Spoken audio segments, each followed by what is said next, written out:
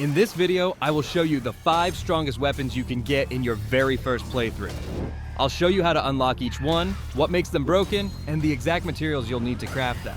So let's not waste any more time and get straight into the first weapon.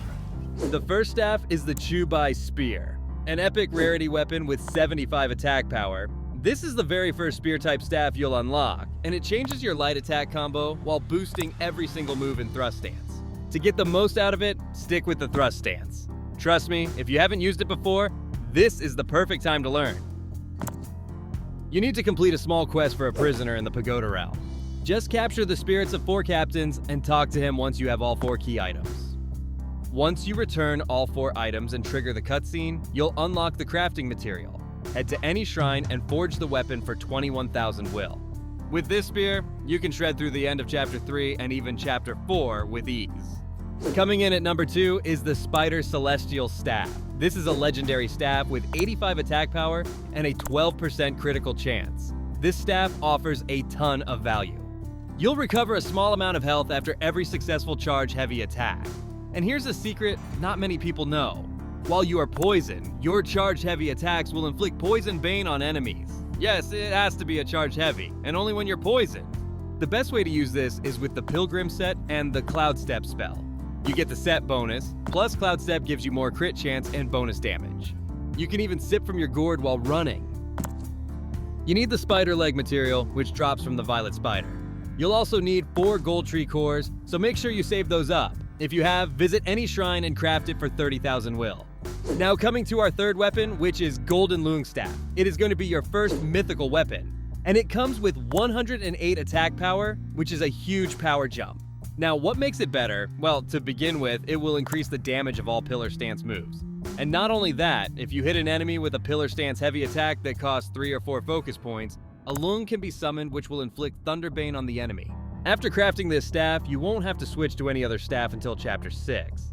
The best way to use this staff is the Ring of Fire and Cloud Step, or just fight normally and execute 3 or 4 focus point heavy attacks. I prefer using Ring of Fire to charge up to 4 focus point heavy attacks, and use Cloud Step to make sure I always land a critical attack.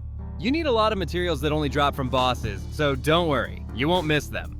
You need the Mountain Shaking Claw from Cyan Loong. Next is the Sea Supporting Tendon from Yellow Loong. You also need 2 Kun Steel. The first drops from Yellow Loong, and the second from the Duskvale boss. Once you have those items, visit any shrine and craft this amazing staff for 45,000 will. The next best weapon is none other than the infamous Jingu Bang. It's a mythic staff and comes with 135 attack power, the highest in the game for a first playthrough. Along with that massive attack power, it has a 6% critical chance. What makes it the best is its unique effect. The 4th focus point will no longer deplete over time. This is the 5th piece of the Monkey King set, and you'll automatically obtain it in Chapter 6 by simply progressing through the main story. And the final staff you can get in your first playthrough is the Tri-Point Double-Edged Spear. This is also a mythic staff with 135 attack power and 6% critical chance, similar to the Jingu Bang. But it has a different unique effect. If you enjoyed the Chubai Spear, you're gonna have a blast with this. It also boosts thrust stance moves, and not only that, it summons swords when you perform the Forceful Thrust varied combo. To get this weapon, you need to defeat the hardest boss in the game, Erlang, the Sacred Divinity.